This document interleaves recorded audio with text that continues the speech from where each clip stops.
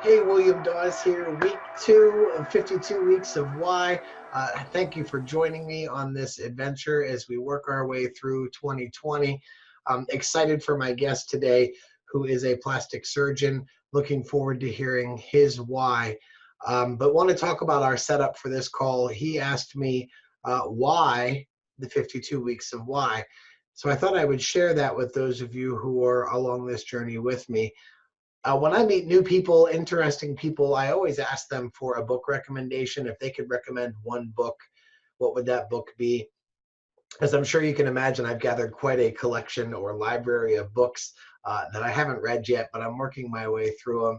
And I follow that question up with not necessarily asking their why, but asking what got them into the business they're in, asking what motivates them day in and day out to show up.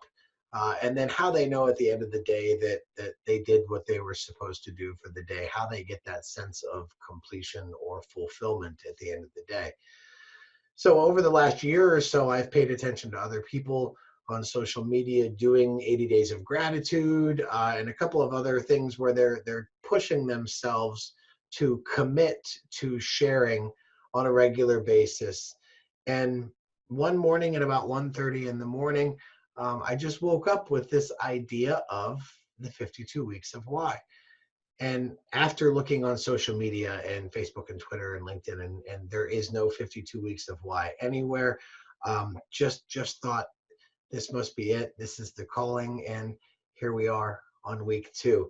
Thank you for being on this journey with me. My guest today is Greg Lakin.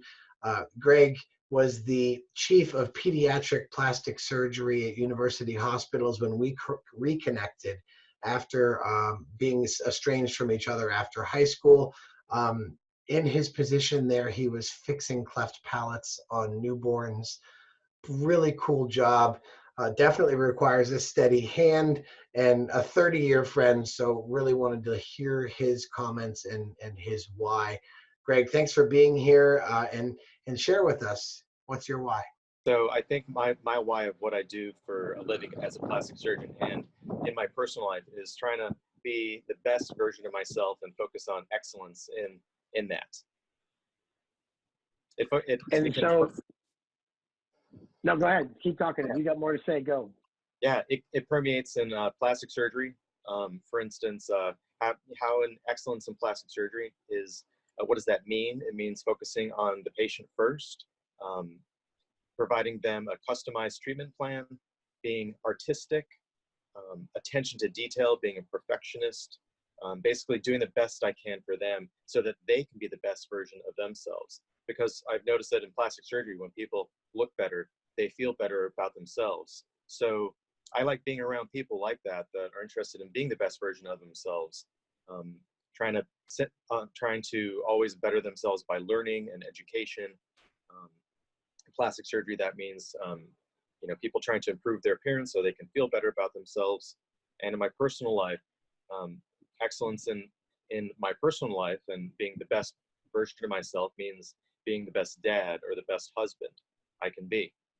And we recently had a baby girl who's 3 months old, and so being the best dad I can be, that means helping my wife out with chores around the house, with taking care of my baby girl as much as I can at night. If I don't have a heavy caseload the next morning, I can feed her sometimes. And if and regarding spending time with my family, coming home and helping cook dinner, and doing events, kind of leaving work at work and spending quality family time. So for me, being the best version of myself means trying to balance it out between all the different things in life, because life can get pretty busy sometimes. So at work, I try to be the best plastic surgeon. At home, the best dad and husband that I can be. And so when you think about at the end of the day, how do you know that that day was a success, that you were the best version of you that you could be? How do you rest your head on the pillow and know that you've accomplished that? Um, well, when I go into work and I see my patients back after I've operated on them, hugs, um, tears of joy of the new transformations that they've received, positive reviews online, basically happy patients that are referring more patients to me and coming back again. That's all positive affirmation to me. And at home with my family, when we sit around the table at night and we can talk and just relax and spend time together, that is kind of happiness. That is the best type of life that I can imagine, because I don't want to just work to work. I want to also have a fun, happy life outside of work as well. So if my people are happy, I'm happy. So yeah, I think you hit on this word when we were talking earlier, which is this exemplary, and by leading by example or being yourself, you by example have an impact on other people. You have an impact on your wife, you have an impact on your family, you have an impact on those people that you interact with at work, right? I think it's amazing, man. After 30 years of friendship, this was a surprise to me hearing this. Why? I always knew that you had a strong pursuit of excellence. I always knew that you were a perfectionist, but it's interesting to hear that it's a daily pursuit, that it never ends, and that truly that pursuit of excellence is your why, and that being exemplary is your why. Any final thoughts?